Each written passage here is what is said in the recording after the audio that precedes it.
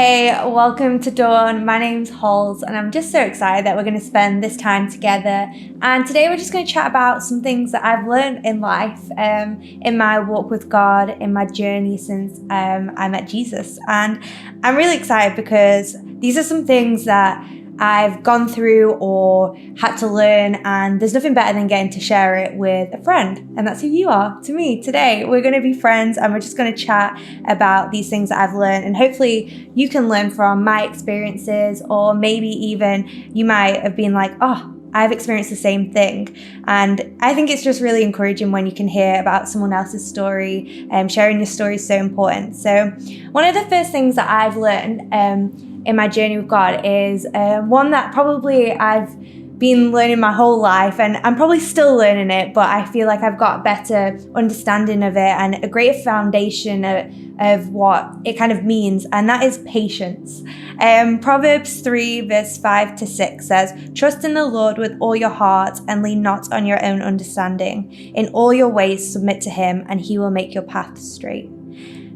When I first became a Christian, I read through the book of Proverbs. I read a proverb a day. I don't know, maybe you've done that before. If not, give it a go. It's really fun. There's about like a month's worth of Proverbs.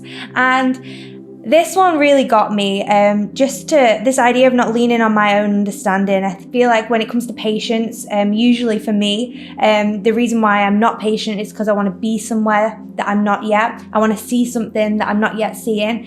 And just this idea here that is written down is to trust in God with all of your heart and lean not on your understanding. And just to know that when we submit to him and when we give over to him, God has a greater understanding of us and of what is good for us, of what he's planned for us. So hopefully that encourages you today, and maybe you're like, oh, I need a bit of that type of patience, and the patience they'll see me through, a patience as well that is I don't know, it feels way more peaceful, which peace, that is another thing that I've learned. That's number 2.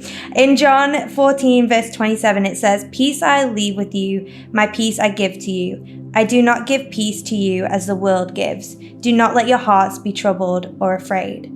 I think kind of tied into that whole patience thing, you're going to see a bit of a theme here. I like to know what's happening. I like to know that things are going the way that I want to. I like to have control of a lot of things, just because like I said, I want to go places, I want to see things, I want to experience sort of things. And I know since meeting God, like the things that he's put on my heart, the future that he's shown me. And within that, sometimes I can get frustrated. Sometimes I could maybe get in situations where it feels unnerving, or I'm not really sure what the next step to take is, or maybe I feel like my boundaries are being pushed a little bit. God's challenging me. And just to know that even though God's taken me places, he is also giving me peace. He's given me his comfort, and he is in everything with me. And I love the fact that it says in this, "I do not give peace to you as the world gives. Do not let your heart be troubled or afraid." And I don't know, maybe that you're experiencing maybe some troubles, or you've got some worries about some things that are up ahead.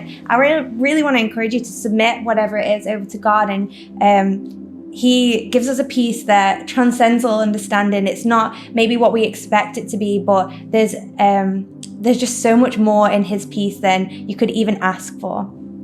And my final thing that I've learned with God, in the craziest way, has been provision. I mean, there's been so many times in my life where I felt like I'm missing something, or I maybe can't get to where I need to be. There's like potentially like a financial need. A lot of provision sometimes we need is financial, or maybe you're experiencing a need like I was, which was actually community and friendship. There's a time when I found myself in a place of loneliness, and God showed me his provision in 2 very, very different ways. And the first way was with him. He showed me his provision with him, and that he is enough. He gave me time with him. My isolation and loneliness just led me into deeper relationship with him. And I used the time that I found myself on my own and isolated to open the Bible, to pray to him, to speak to him. And he spoke to me. He showed me things. I learned so much. I healed from so many things in that time.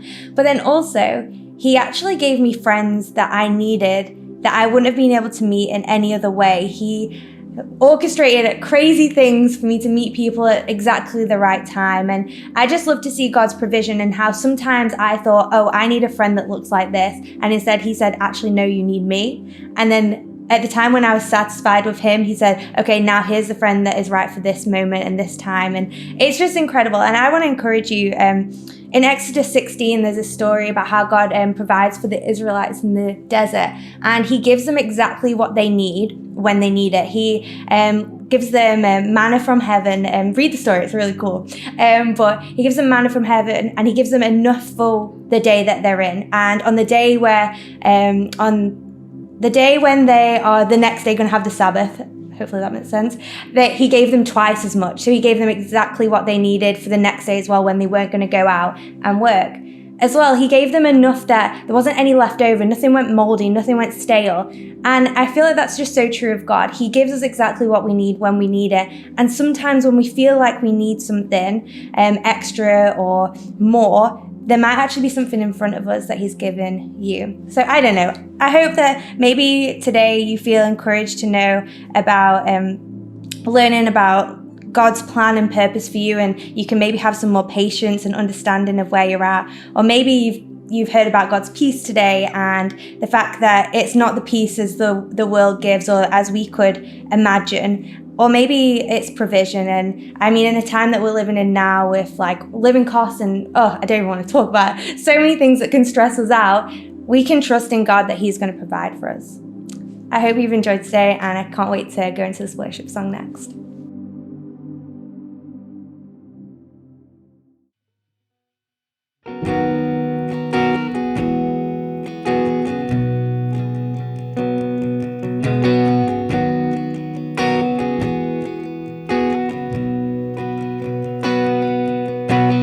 These are the days that we pray for. A stirring of faith has begun, and I've seen so much, still I'm certain that the best has not yet come. 'Cause Jesus, you're not done with me.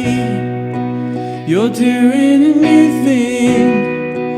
You're doing a new thing.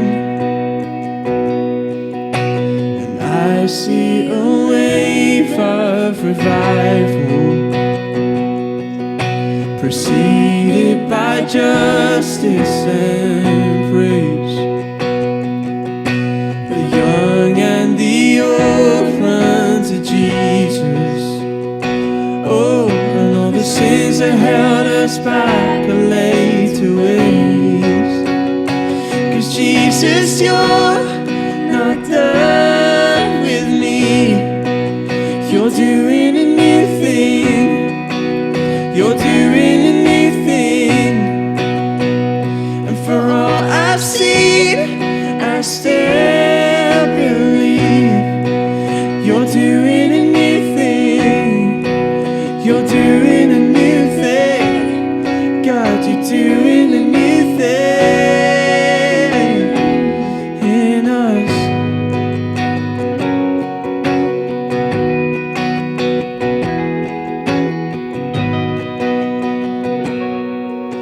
Your love is never gonna give up. You never give up. You never give up on me. Your love is never gonna give up. You never give up. You never give up on me. Your love is never gonna give up.